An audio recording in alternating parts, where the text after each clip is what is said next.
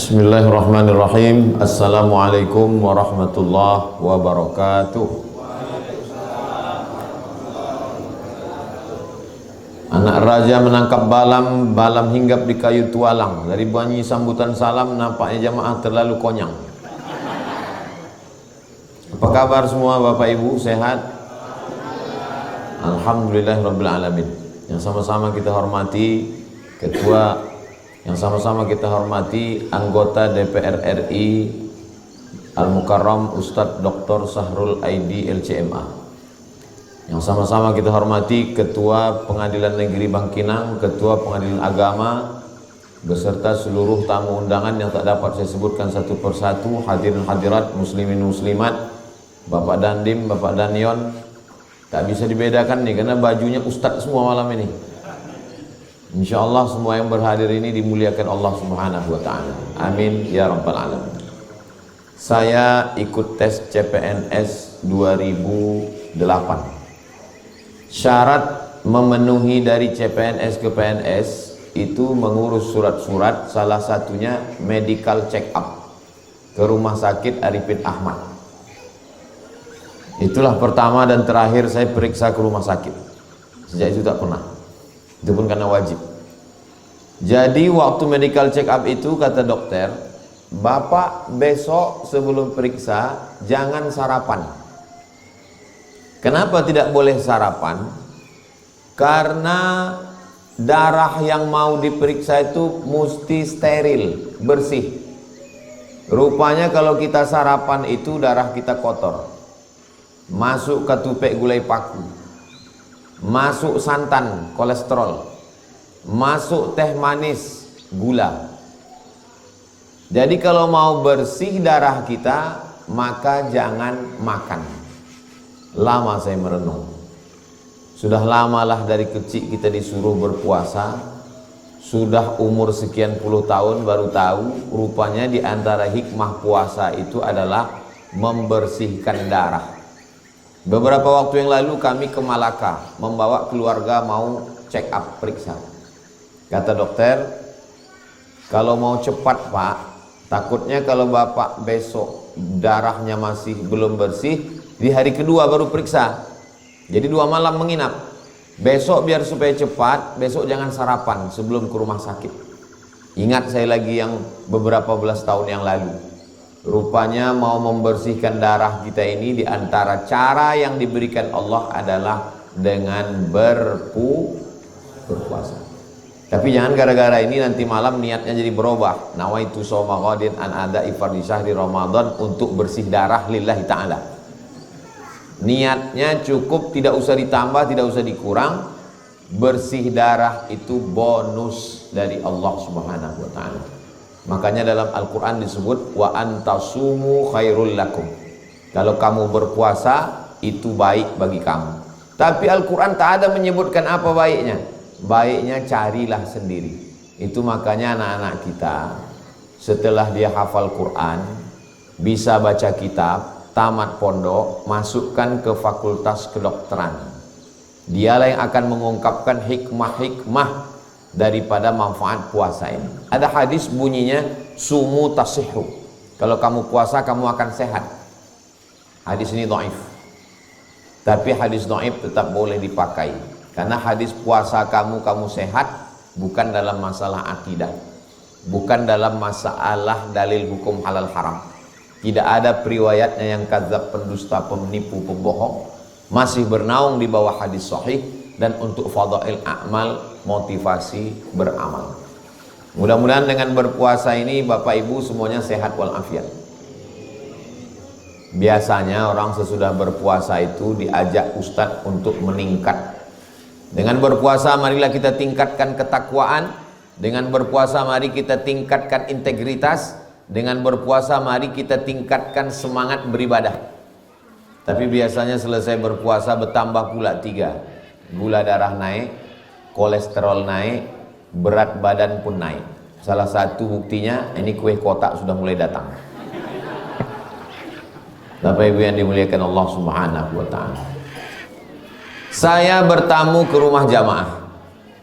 Sampai di rumahnya saya dikasih selebaran kertas.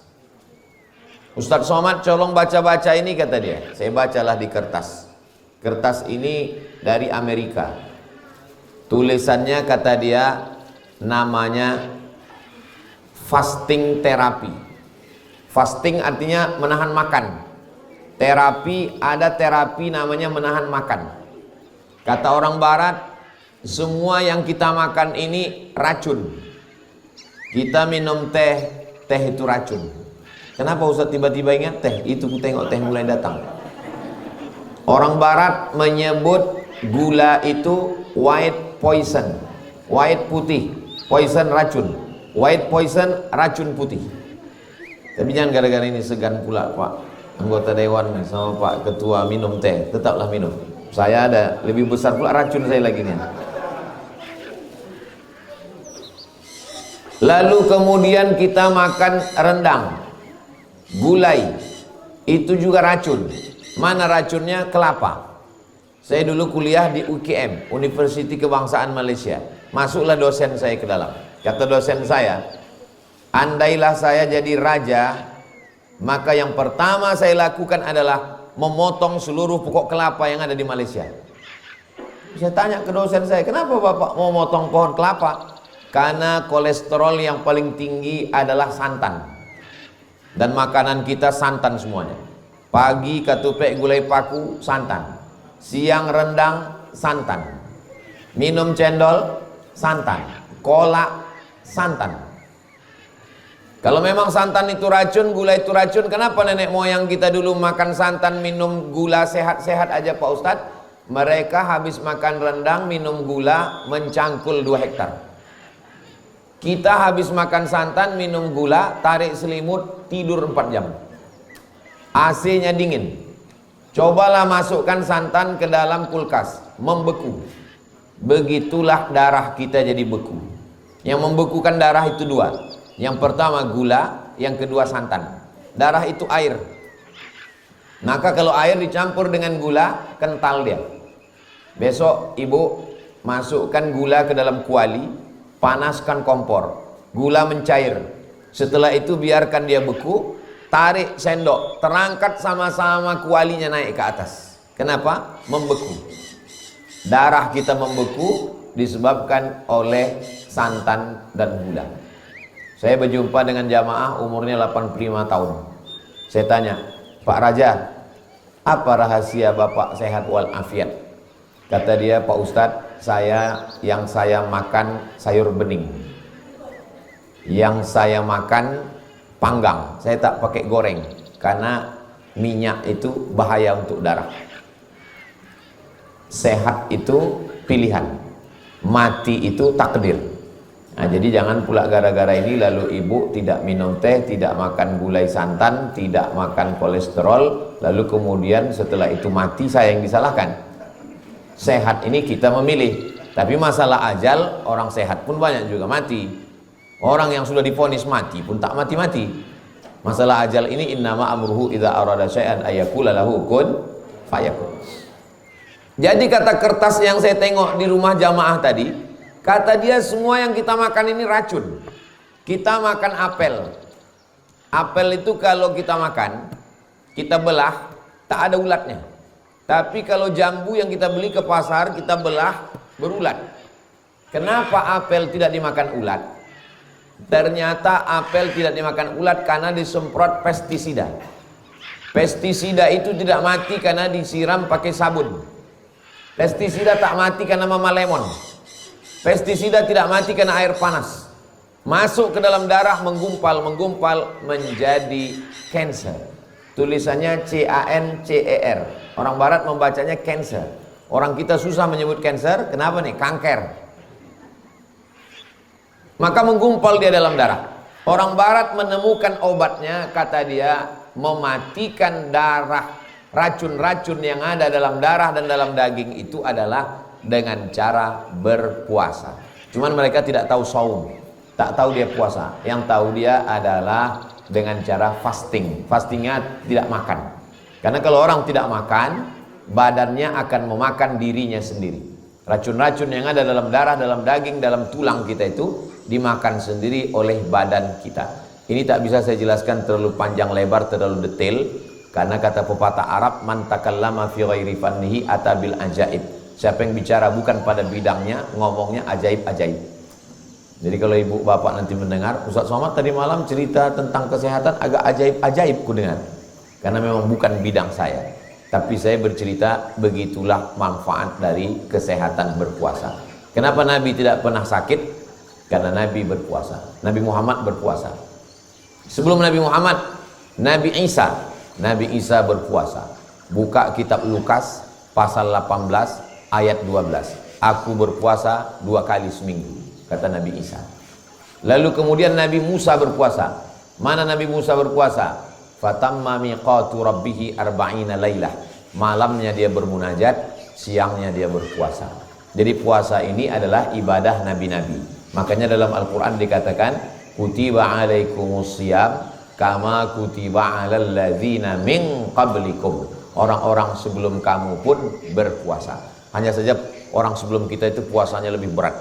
Maryam itu puasanya berat sekali. Inni nazartu lirrahmani shauma. Saya bernazar puasa, walan ukallimal yauma insiya. Saya tidak akan bicara. Jadi kalau puasa kita hanya tahan makan minum, kalau Maryam puasanya tidak makan, tidak minum, tidak bicara. Untunglah syariat Nabi Muhammad ini boleh bicara. Bayangkan kalau puasa kita macam puasa Maryam, tidak makan, tidak minum, tidak bicara. Bagaimana Pak Hakim di pengadilan negeri memutuskan perkara? Bagaimana pula Ustadz menyampaikan kultum? Nah, jadi artinya kita boleh bicara, tapi yang kita bicarakan yang baik-baik saja. Jantung ini di bawah, otak ini di atas. Darah disemburkan oleh jantung membawa oksigen naik ke atas. Jantung ini berat dia menyemburkan darah karena darahnya kental. Maka diminumlah obat pengencer darah. Terlalu banyak diminum muncul efek samping, kena buah pinggang. Maka darah kita mesti cair. Dengan apa mencairkan darah? Supaya tidak punya efek samping. Banyak-banyak puasa sunnah. Puasa paling tidak sebulan 3 kali, 3 hari, 13, 14, 15. Kecil kali Pak Ustadz kalau cuma 3 hari, saya sanggup 8. Bagus. Senin, Kamis, Senin, Kamis, Senin, Kamis, Senin, Kamis. Kalau cuma 8 hari saya sanggup lebih banyak Pak Ustadz. 15. 1, 3, 5, 7, 9, 11, 13, 17, 15, 17, 19, 21, 23, 25, 27, 29. Puasa Nabi Daud. Kenapa puasa Nabi Daud? Kenapa bukan puasa Nabi Isa? Kenapa bukan puasa Nabi Ibrahim? Kenapa bukan puasa Nabi Musa? Kenapa yang disebut puasa Nabi Daud? Karena Nabi Daud lah yang paling tinggi kekuasaannya. Nabi Daud itu raja. Dan Nabi Daud itu, ini agak berat saya menyampaikannya sedikit. Nabi Daud itu istrinya 100. Puasanya 15 hari sebulan. Ada orang yang istrinya 1 tak pernah puasa sunat. Senyum-senyum Nabi Daud nengok dia. Kata Nabi Daud, aku 100 biniku 15 hari aku puasa. Kau tak puasa sama sekali. Nah ini jadi puasa Ramadan. Makanya kita kalau udah terlatih puasa Ramadan ini, nanti di Syawal kita diteruskan lagi dengan puasa 6. Dan di Bangkinang, Kabupaten Kampar, memang ada hari rayanya khusus. Nah, jadi Pak Ketua yang baru pertama tugas di Kabupaten Kampar, Bangkinang, nanti ada lagi hari raya khusus. Setelah puasa 6, hari raya lagi. Lalu kemudian pula setelah itu ada lagi nanti di bulan Zulqa'dah, Zulhijjah, puasa 10 hari. Ma min ayyamin, tidak ada hari al-amalu salihu fihinna ahabbu ilallah min hadhil ayyamil ashri. Tidak ada hari yang lebih baik daripada puasa 10 hari ini. Itulah dia dari tanggal 1. 1, 2, 3, 4, 5, 6, 7, 8, 9. 9 hari di bulan Zulhijjah. Di tanggal 10-nya puasanya tak sampai sore. Hanya dari pagi sampai motong kurban. Habis kurban langsung batalkan puasa dengan makan daging kurban. Jadi hampir setiap hari bulan itu ada terus puasa-puasa. Dan khusus bagi ibu-ibu, di Ramadan ini mungkin tinggal 7 hari. Nanti bagus sekali diqadha di bulan Syawal 6 hari, puasa 6. Selalu saya kalau mengingatkan puasa ini ibu-ibu, ibu jangan lupa ganti. Rupanya suaminya, istrinya tinggal 7, suaminya 17 hari. musafir, sakit, pamangkana minkum maridan, siapa yang sakit, au ala safarin musafir, fa'iddatun min ayamin ukhar, ganti di hari-hari yang lain. Saya naik pesawat dari Pontianak ke Jakarta. Sampai di pesawat datang pramugari mengasih makanan, kuih, air. Saya ambil airnya, saya ambil kuihnya, saya minum. Kawan yang duduk di sebelah saya ini tidak makan kuih, tak minum air putih. Lalu saya tanya, "Bapak kenapa tak minum?" Kata dia, "Saya puasa." Tapi saya tak Islam Pak Ustaz. Tapi puasa saya tidak tinggal puasa Senin Kamis. Lama saya temenung. Aku yang selalu ceramah, aku pula makan kuih ini. Dia tak Islam, tapi dia puasa. Orang yang tidak Islam, kalau dia puasa, pahalanya tak dapat. Karena dalam Islam syarat untuk dapat pahala itu mesti sebutkan password. Asyhadu an la ilaha illallah wa asyhadu anna Muhammadur Rasulullah. Tapi sehatnya dapat. Jadi orang yang tidak Islam, kalau dia jalankan ibadah dalam Islam ini, sehatnya pasti dia dapat. Adapun masalah akhiratnya itu syarat dan ketentuan berlaku. Artinya apa? Kalau kita jalankan ajaran agama Islam ini, sehatnya pasti dapat. Di antaranya adalah dengan melaksanakan puasa-puasa ini. Jadi kata orang barat tadi, terapi fasting itu kata dia, karena makanan kita ini banyak beracun, makanan kita tak basi. Kenapa tak basi? Karena ada anti basi, racun. Kita makan makanan tidak busuk, padahal menurut logika akal ini busuk. Kenapa tak busuk? Pengawet. Pergi kita ke pasar, ikan asin mana yang kita beli? Belilah ikan asin yang dikerubungi lalat. Mana ikan asin yang tak dikerumuni lalat, jangan beli. Kenapa? Karena ikan asin itu sudah disiram formalin. Ternyata lalat lebih cerdas dari kita. Kita membeli ikan asin yang tak dikerumuni lalat, awet ikan asin itu. Kita makan, kita pun ikut awet dibuatnya. Kenapa? Karena ada racunnya di dalam. Jadi semua yang makan makanan kita ini sekarang adalah pengawet, penyedap rasa. Penyedap rasa itu saya tak sebut merek. Siramkanlah dia ke keramik yang berlumut di kamar mandi. Siramkan, nanti malam ambil penyedap rasa di dapur, siramkan ke keramik yang berlumut di kamar mandi yang tak bisa digosok. Besok pagi siram dengan air putih kinclong bersih. Kenapa? Karena bahan kimia yang ada di dalam. Almarhumah mak saya tak pernah masak pakai penyedap rasa. Pantang bagi dia. Dan dia mengajarkan kami begitu. Karena semua ini berefek kepada kesehatan kita. Karena semua yang kita makan ini penuh dengan racun, makanan cepat saji, makanan begitu cepat, maka makanan dengan pengawet, makanan anti basi dan lain sebagainya, akhirnya menggumpal. Cara menghilangkannya kata dia, ini orang barat bukan orang Islam, kata dia, tahan makan 8 hari sebulan. Saya waktu membaca itu tahan makan 8 hari sebulan, Allahu Akbar. Nabi kami sudah mengajarkan 8 hari sebulan, Senin, Kamis, Senin, Kamis, Senin, Kamis, Senin, Kamis. Badan sehat, berat badan terkendali dan lain sebagainya. Jamaah banyak husnuzon dengan saya. Disangkanya saya tak gemuk-gemuk ini karena puasa sunat. Padahal saya jarang sekali puasa sunat. Bahkan kalau pergi acara di mana-mana, pernah acara di Medan, kami sedang makan dengan Pak Kapolsek. Saya bilang, "Pak Kapolsek makan." Ada Pak Kapolsek, "Mohon maaf Pak Ustaz, saya puasa." Dalam hati saya, aku yang selalu ceramah puasa, Pak Kapolsek ini pula puasa. Tapi saya kalau ditanya orang ada alasan. "Ustaz kok tak puasa?" "Saya musafir." Kata Nabi, "Laisa minal birri asyamu fis safar." Bukanlah perbuatan baik kalau dalam musafir itu kita puasa. Untung ada dalil yang membela saya. Karena musafir terus.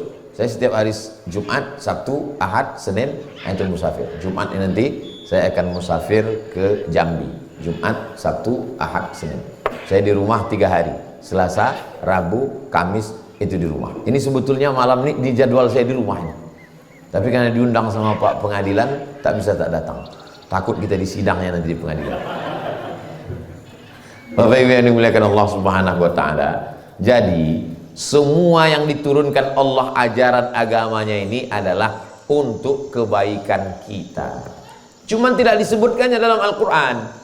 Dikasihnya kita akal untuk memikirkan itu, kita pun ketemulah apa rahasia-rahasia di balik syariat agama Allah ini. Maka itulah perlunya ada di antara anak kita yang jadi pakar gizi, pakar biologi, pakar ilmu bumi geologi, pakar ilmu langit astronomi. Supaya apa? Dialah yang mengungkapkan mukjizat-mukjizat keutamaan kehebatan Al-Quran dan Sunnah. Maka menurut saya anak-anak kita ini sekolah agamanya hanya cukup tingkat atas saja. TK Quran, SD Quran, SMP Quran, SMA Quran, boarding school, pondok pesantren, full day. Nanti masalah kuliahnya terserah dia mau kuliah apa. Dia mau jadi polisi, dia mau jadi tentara, dia mau jadi hakim, dia mau jadi pengacara, dia mau jadi dokter, dia mau jadi spesialis, silakan. Yang penting dia sudah punya bekal, hafal Quran, bisa baca kitab kuning, mengerti akidah Ahlus Sunnah wal Jamaah, rukun iman, rukun Islam. Maka insya Allah agama ini dia tidak terlalu banyak membahas tentang khilafiyah, tapi lebih pada hikmah-hikmah yang ada dalam ajaran agama Islam. Kalau kita kembali kepada ajaran agama Islam, maka insya Allah sholat. Tadi berapa kali kita ruku, berapa kali kita sujud. Qabliyah Isya sujud 4 kali, rakaat pertama 2 kali, rakaat kedua 2 kali. Sholat Isya 4 kali 2 8 kali. Ba'diyah Isya 2 kali 2 4 kali. Sholat tarawih 8 kali 2 16 kali. Witir 3 kali 2 6 kali. Nanti malam tambah lagi bangun tidur tahajud. Sebelum tahajud salat sunat wudhu 2 rakaat kali 2 4 kali. Salat sunat taubat 2 rakaat kali 2 4 kali. Salat sunat tahajud 8 rakaat kali 2 16 kali. Salat sunat hajat. Apa sebetulnya hikmah daripada sujud berlama-lama di dalam bulan Ramadan ini? Ketika kita sekarang berdiri, jantung kita di bawah, otak kita di atas. Tapi ketika kita sedang sujud, otak kita di bawah, jantung kita di atas. Maka di saat sedang sujud itulah sempurna oksigen dikirimkan dari jantung ke otak. Makanya kalau mau sehat, banyak-banyak sujud. Saya nggak percaya tuh Pak Ustadz, buktinya orang Islam sering-sering sujud. Kenapa dia stroke? Kenapa kurang oksigen ke otak? Yang salah bukan sholatnya, orangnya. Terlalu cepat. Sholat patu ayam. Macam stempel pos. Belum lagi darah itu sampai ke otak, dia sudah berdiri. Baru sampai tengkuk dia sudah berdiri. Kalau bolehlah darah itu bercakap, apanya maksud kau ini? belum sampai lagi ke otak. Makanya Nabi itu sujudnya lama sekali. Subhana rabbiyal a'la wa bihamdi, subhana rabbiyal a'la wa bihamdi, subhana rabbiyal a'la wa bihamdi, subhana. Kata Imam Al-Hasan Al-Basri, sujud yang paling sempurna tasbihnya 7 kali. Subhana rabbiyal a'la wa bihamdi, subhana rabbiyal a'la wa bihamdi, subhana rabbiyal a'la wa bihamdi, subhana rabbiyal a'la wa bihamdi, subhana rabbiyal a'la wa bihamdi, subhana rabbiyal a'la wa bihamdi, subhana rabbiyal a'la wa bihamdi. Makanya ada tarawih-tarawih yang imamnya Valentino Rossi.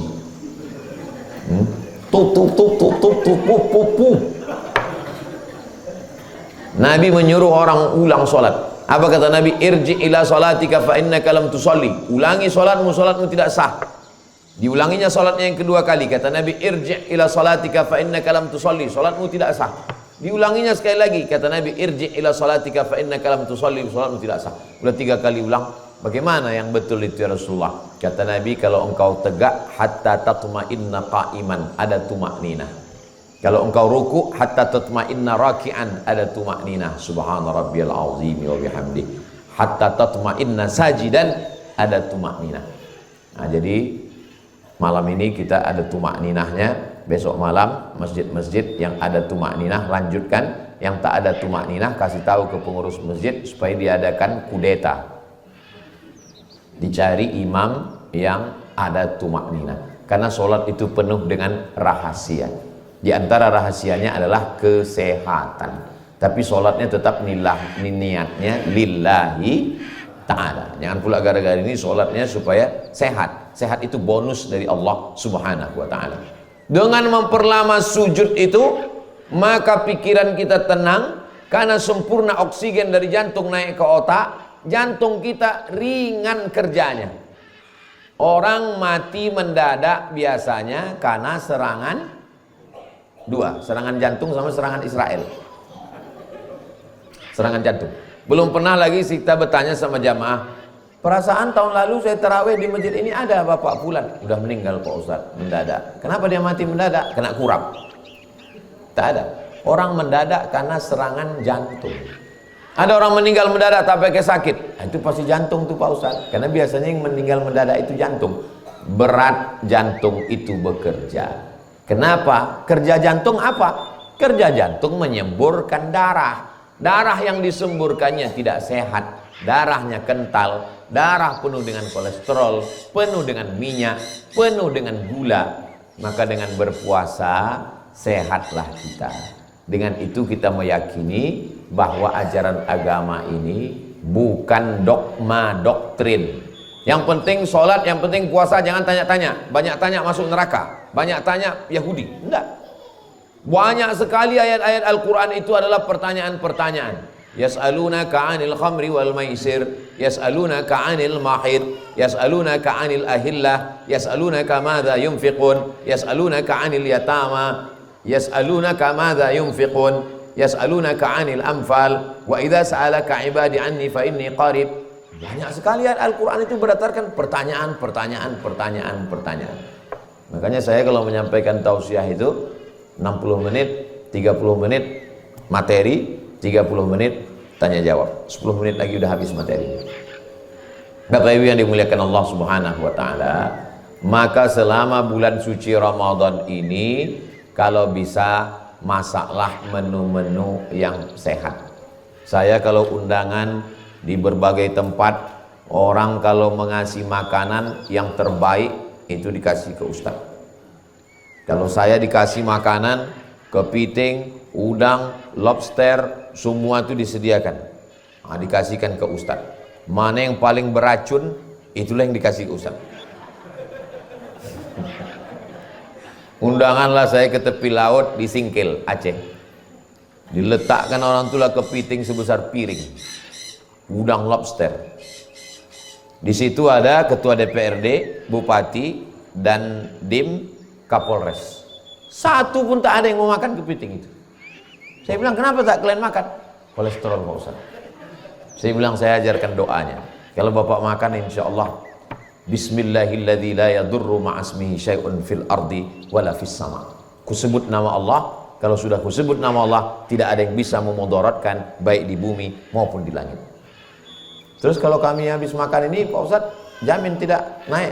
Itu tak tanggung jawab saya sudah. Banyak orang ini bercakap tak betul.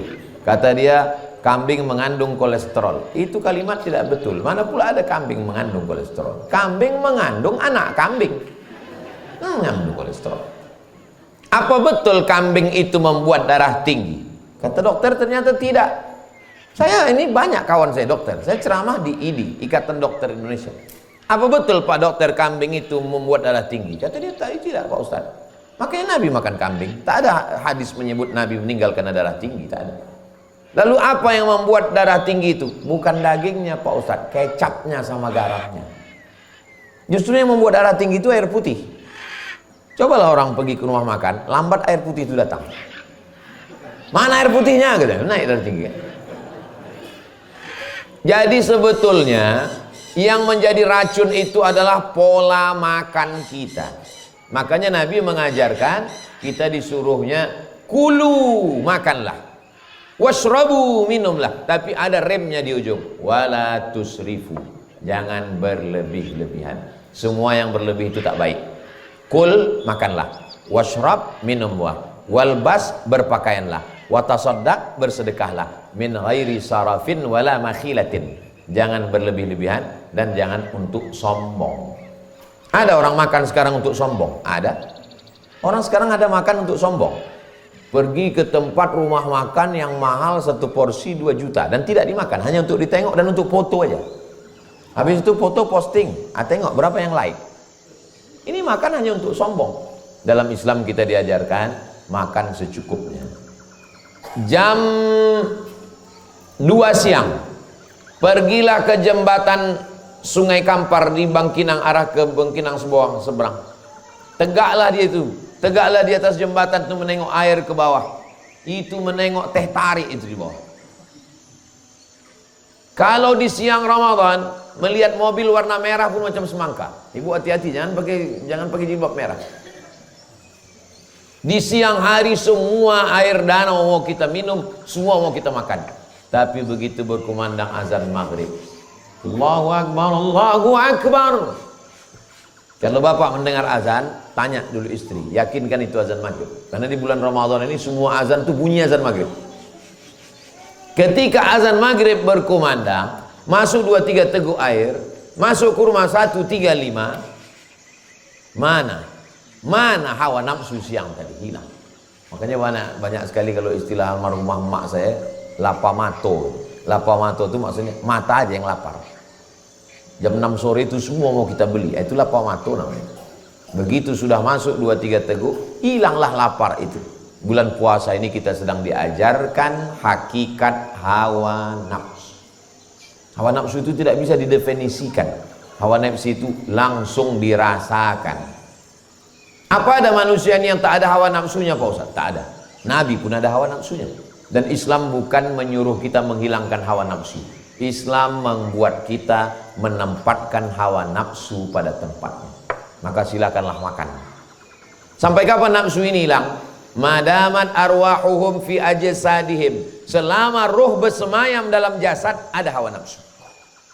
Jadi kalau ada orang risau, saya dengan hawa nafsu saya nih Pak Ustaz.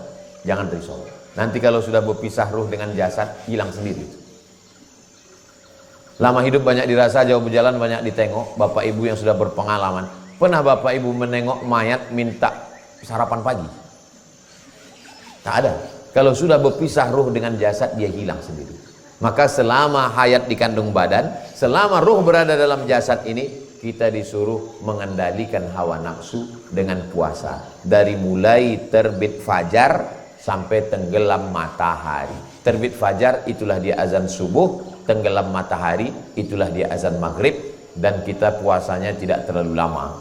Kita puasa hanya sekitar, kalau Pekanbaru sahurnya azan subuh jam 5.10, maka berbukanya jam 6.30, berarti kita berpuasa hanya sekitar 13 jam setengah.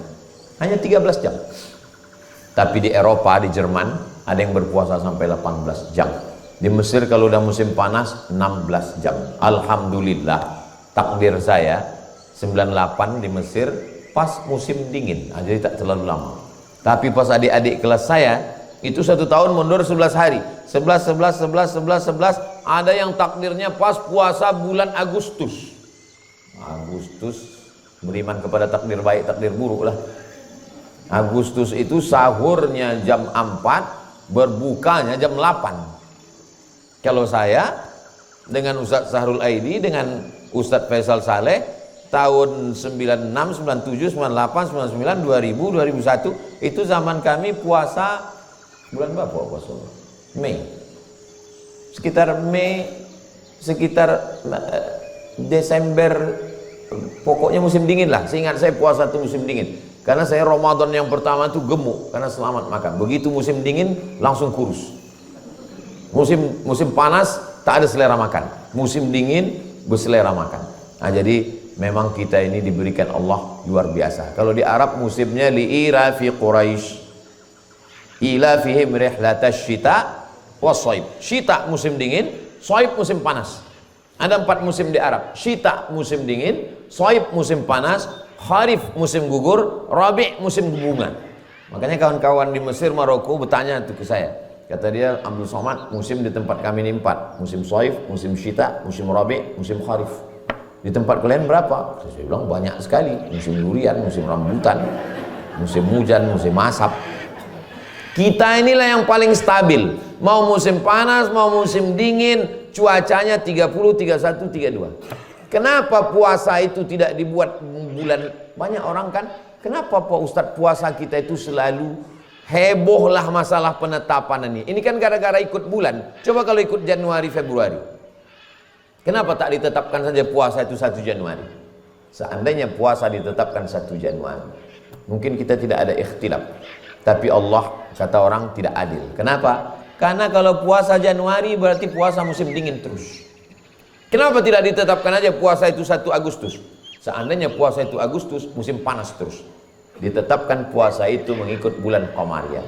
Maka dia pernah ada musim dingin, pernah musim panas. Orang yang tinggal di Arab, maka dalam sekian puluh tahun dia melewati siklus. Pernah puasa bulan Januari dingin, pernah puasa bulan Desember dingin, pernah puasa bulan Agustus panas. Jadi ada perputaran. Nah, kita tak merasakan itu karena kita tinggal di Katulistiwa. Tadi saya mulai jam 9 kurang 10, sekarang sudah jam 9 lewat 30, lebih kurang 40 menit saya sampaikan materi. Tadi kata protokol kita ada tanya jawab, apa-apa yang mau ditanya, yang bisa saya jawab, yang tak bisa saya jawab nanti saya bawa pulang, saya jawab di rumah, akan diupload, tonton di channel Ustadz Abdul Somad Official. Jangan lupa subscribe, like, share, and comment. Terima kasih. Assalamualaikum warahmatullahi wabarakatuh.